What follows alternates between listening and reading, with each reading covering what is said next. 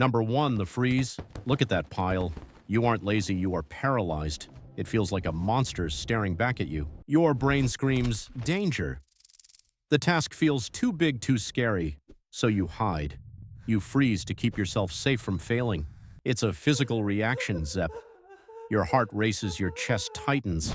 You want to move, but your body literally refuses to obey you. So you run to your phone, not for fun, but to numb the panic.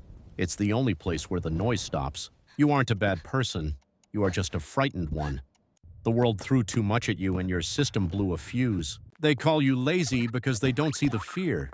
They don't see the war happening inside your head every single morning. You think you have to do it all at once. That weight crushes you. No wonder you never want to start. It's too heavy. So you lie there waiting for courage. But courage doesn't come to people who are drowning in guilt. It just gets darker. The only way out is to make the monster smaller. Just one box, just one step. Ignore the mountain. Just look down here. Real progress isn't magic. It happens when you stop looking at the summit and just focus on lifting one tiny pebble today. Number 2, perfectionist paralysis. You don't hate work. You hate the possibility that your work might not be a masterpiece immediately. You are terrified of being average.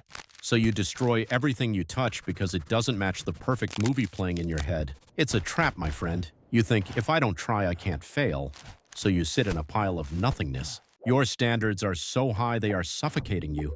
You are strangling your own creativity before it even takes its first breath. This isn't laziness. It's fear.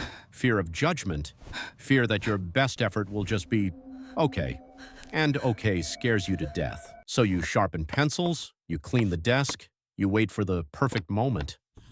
But perfect moments are a lie we tell ourselves. Then time runs out, you panic, you rush, and you create the exact mess you were trying so hard to avoid. It's tragic. You watch others succeed with average work and you get angry, but they have something you don't, the courage to be imperfect. You have to break the spell, make a mess, draw a bad line, write a terrible sentence. Just let it exist. Unfinished perfection is a fantasy, but a finished flawed project is real life. Go make something real even if it looks ugly. Number 3, the busy trap. Suddenly, cleaning the toilet feels like the most heroic thing you can do. Anything to avoid the real work. You are running away, but you are making it look like work. You're sweating, moving, cleaning, but you are actually hiding from the truth. It's a clever trick. You do easy chores to buy yourself a clear conscience. Look, I'm busy, you say, but you aren't effective. You are tidying up your room because you can't tidy up the messy, scary thoughts in your head. It's safer to scrub floors. You plan and plan. The list gets longer, but the work stays at 0. Planning feels safe, doing feels dangerous, so you just plan. You watch videos about how to work instead of working. It gives you a dopamine hit without the pain of actual effort. At sunset, you are tired, but the big project is still untouched, that empty feeling in your gut. That's regret disguised as exhaustion. Stop lying to yourself. Movement is not progress. A rocking chair moves all day, but it never goes anywhere. That is you right now. Put down the broom. Close the planner. Open the scary document. The fear won't go away until you look it in the eye. Stop hiding behind busy work. Being effective is messy and uncomfortable. Do the scary thing first or you haven't done anything. Number 4, the waiting room. You are sitting there waiting for a lightning bolt of inspiration. But the sky is empty, my friend. You think motivation is a package that gets delivered to your door, so you wait and wait. But the delivery guy isn't coming. You watch successful people and think they have magic fuel. They don't. They just learned how to drive the car on an empty tank. You made yourself a slave to your mood. If you don't feel like it, you don't move. That is a prison you built. Professionals don't wait for the muse. They go to work when their back hurts, when they are sad, when they are bored. You wasted weeks waiting for the right vibe. But the right vibe is created by the work, it doesn't come before it. You try to force it with coffee and hype music, but that's fake energy.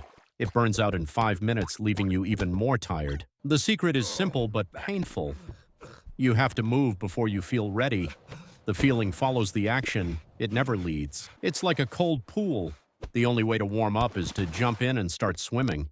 Standing on the edge just makes you shiver. Action creates motivation, not the other way around. Start walking now and trust that the feelings will eventually catch up with your feet. Number 5, the crash. Stop calling yourself lazy. Look at you. You are completely empty. This isn't an attitude problem, it's a biological one. You have been running on fumes for so long you forgot what full energy feels like.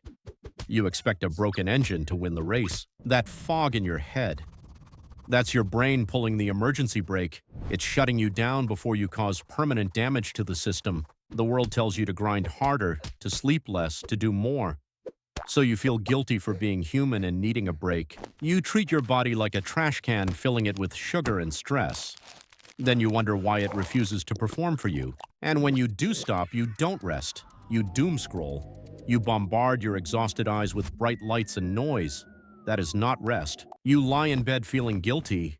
Guilt kills recovery, so you wake up just as tired as you went to sleep. It's a cycle. You wouldn't drive your car if smoke was coming out of the hood.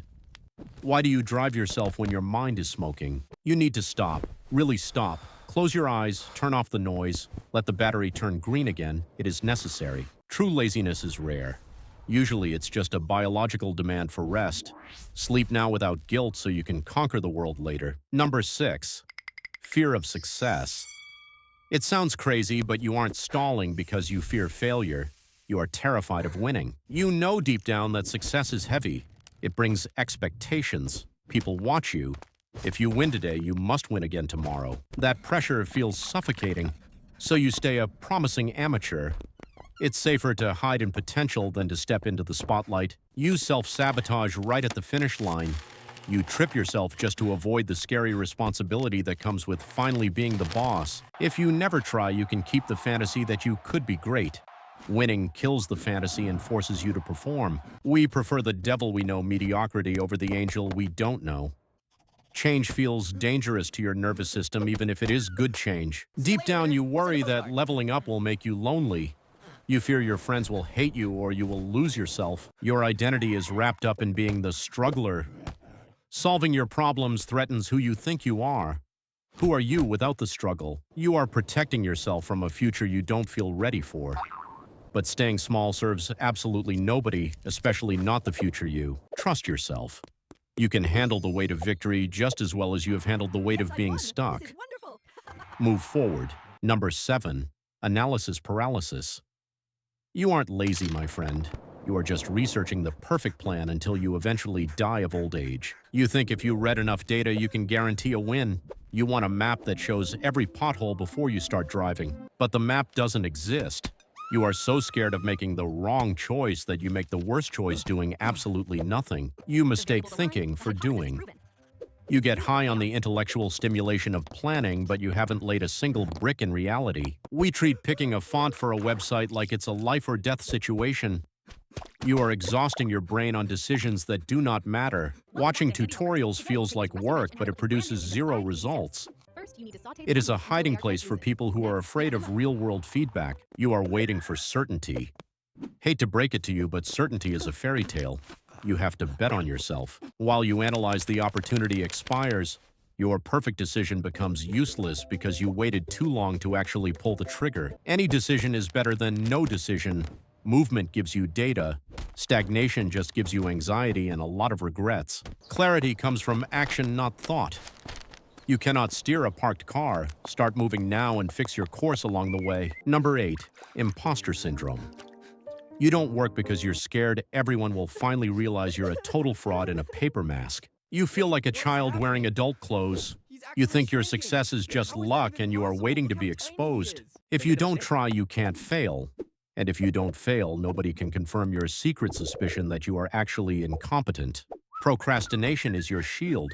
If you fail, you can say, I didn't try, which hurts less than saying, I tried and I wasn't enough. You spend more energy acting the part than doing the job.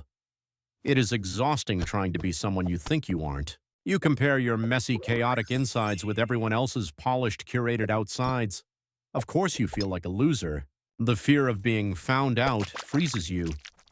The work feels dangerous because it is the evidence that might expose your flaws. Spoiler alert.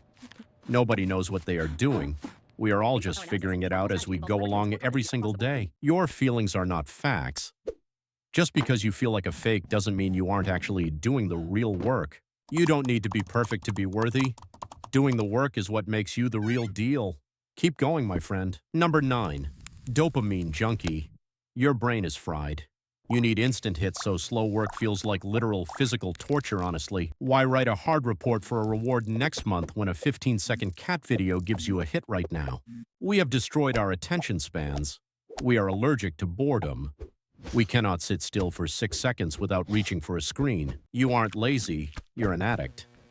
You go through painful withdrawal every time you try to do deep, quiet, slow work. Boredom used to be where ideas were born.